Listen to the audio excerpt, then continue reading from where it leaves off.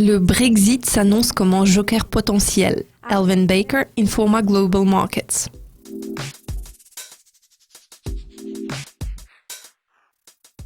Selon le FMI, seuls 2 pays sont en mesure de relever les taux d'intérêt en 2016, le Royaume-Uni et les États-Unis. Elvin, à quoi pouvons-nous nous attendre de l'une des principales annonces cette semaine, notamment la décision sur les taux de la Banque d'Angleterre?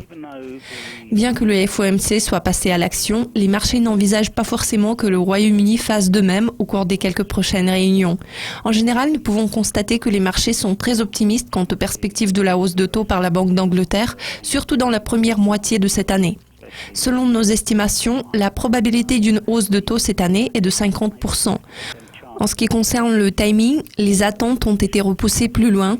Les analystes tablent actuellement sur le 3e, voire le 4e trimestre et non sur le 2e trimestre comme avant. Pour ce qui est des taux de swap indexés sur le taux à 1 jour, aucune intervention n'a été prise en compte dans sa valorisation pour cette année.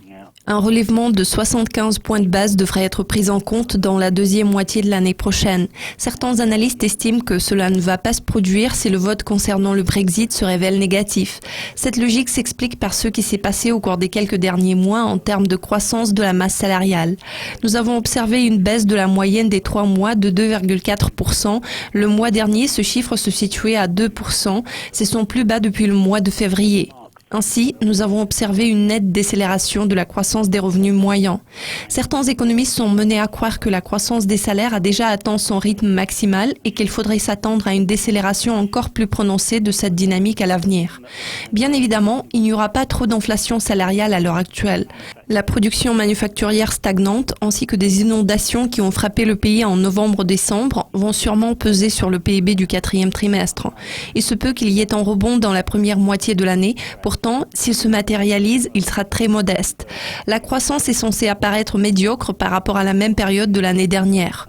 Tous les facteurs susmentionnés ainsi que les préoccupations liées aux dépenses publiques et au Brexit que vous avez qualifié de joker potentiel vont sûrement avoir beaucoup de poids pour la prise de décision par la Banque d'Angleterre. Nous sommes menés à croire que même si la Fed relevait les taux à nouveau en mars ou en avril, la BOE ne regarderait que sa propre économie et adopterait une position attentiste jusqu'à la fin de l'année. Sinon, elle pourrait ne pas agir du tout.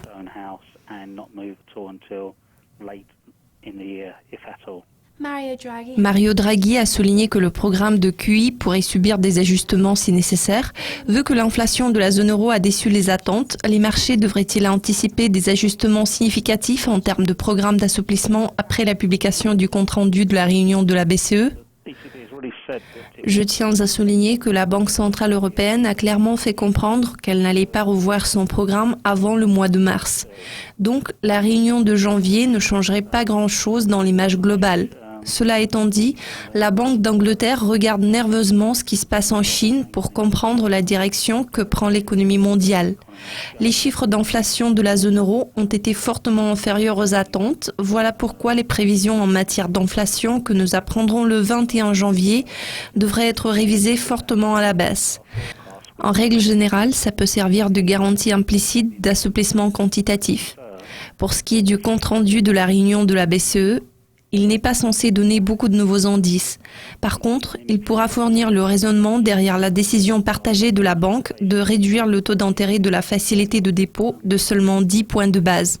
En outre, l'extension du programme d'assouplissement quantitatif n'a pas été aussi importante qu'anticipée.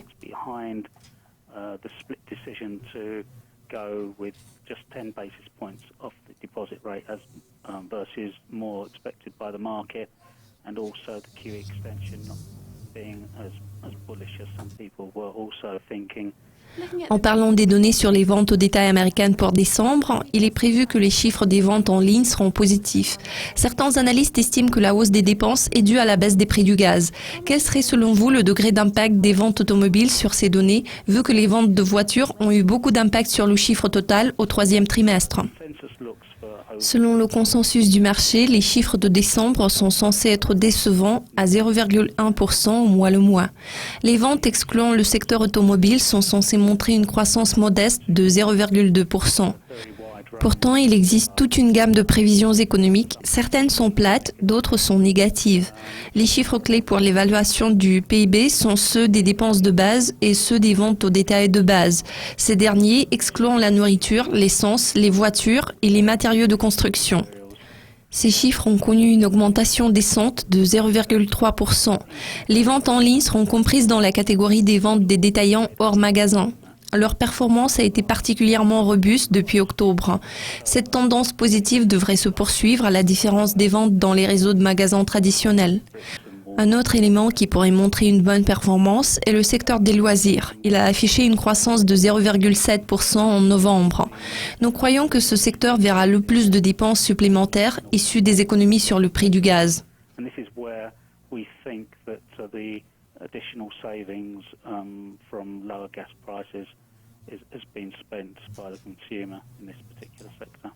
Alvin, merci de vos commentaires. C'est tout pour l'instant. Restez à l'affût de nos mises à jour les plus récentes concernant tous les développements importants sur les marchés financiers. À la prochaine.